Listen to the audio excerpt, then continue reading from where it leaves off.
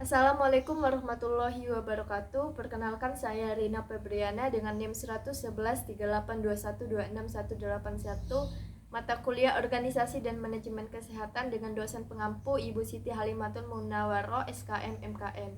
Di sini saya akan menjelaskan hasil review dari judul artikel Kerja sama tim dalam pelayanan kesehatan dengan beberapa penemuan penting yang memungkinkan pelayanan yang lebih aman dan tinggi perawatan berkualitas.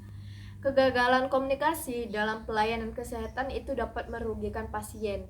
Sebagai contoh, komunikasi yang buruk mengenai nama obat, dosis, rute pemberian, yang mana hal ini akan menyebabkan kesalahan dalam pengobatan si pasien tersebut.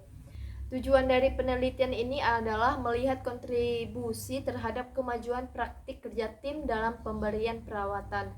Penelitian ini dilihat dari kerangka input, mediator, output. Dalam penelitian ini terdapat 6 penemuan.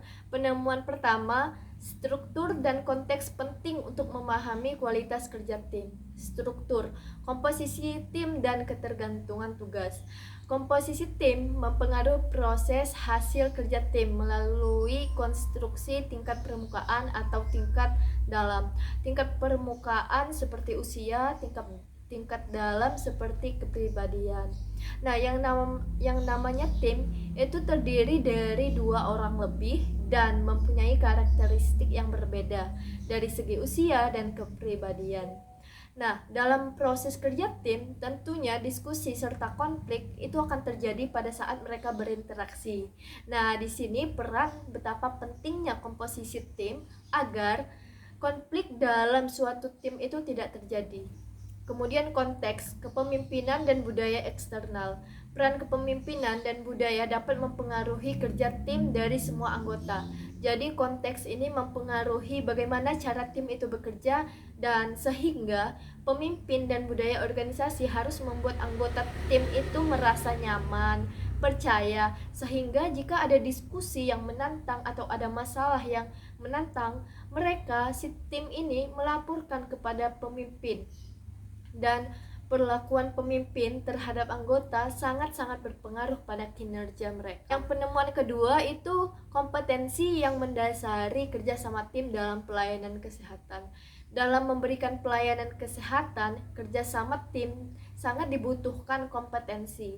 Dibutuhkan berbagai disiplin ilmu dalam masing-masing anggota, sehingga saat ada pasien yang membutuhkan pengobatan, tim pelayanan kesehatan ini secara cepat dan tepat dalam melayani pasien tersebut, sehingga hasil akhir ialah kebutuhan pasien akan kesembuhannya itu tercapai. Penemuan ketiga, proses kerja tim dalam pelayanan kesehatan mencangkup pembelajaran cepat, mendengarkan dengan penuh perhatian, beradaptasi, dan berbicara di antara tim yang terdefinisi dengan jelas.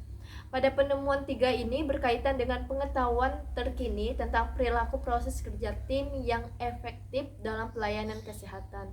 Di dalam proses kerja tim, afektif, kognitif, dan perilaku sangat mempengaruhi kinerja tim tersebut. Penemuan 4, kinerja tim diukur secara valid di seluruh kompleks.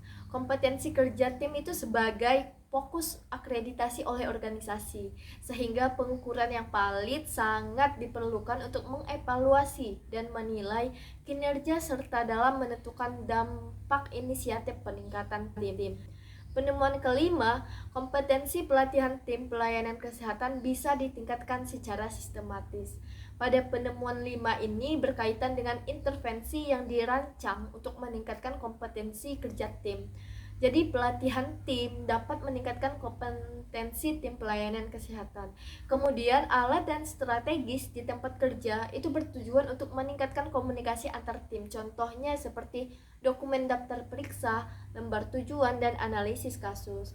Yang mana dokumen ini dapat mendorong komunikasi antar tim, antar anggota sehingga dapat meningkatkan hasil pasien. Dan penemuan yang keenam, penemuan terakhir, kualitas kerjasama tim berdampak pada pasien, staf, dan organisasi. Pada penemuan 6 ini dikatakan bahwa proses tim, kognisi dalam tim, pengaruh tim itu menentukan hasil kinerja tim. Kerjasama tim yang berkualitas dapat menghasilkan kinerja yang lebih tinggi dan tentunya dapat memuaskan pasien dalam pelayanan kesehatan. Perlu diingat teman-teman, tim yang efektif tidak hanya melindungi pasien dari risiko, tetapi juga dapat menciptakan yang lebih positif, menarik, dan tangguh. Dan satu lagi, kualitas kerja tim itu menentukan tingkat kelelahan yang dialami oleh anggota tim tersebut. Mungkin itu saja penjelasan hasil review dari artikel saya, Rina Febriana. Apabila ada kekeliruan baik itu dari perkataan maupun perbuatan, saya meminta maaf. Saya akhiri, wabillahi taufiq wal hidayah. Wassalamualaikum warahmatullahi wabarakatuh. See you guys.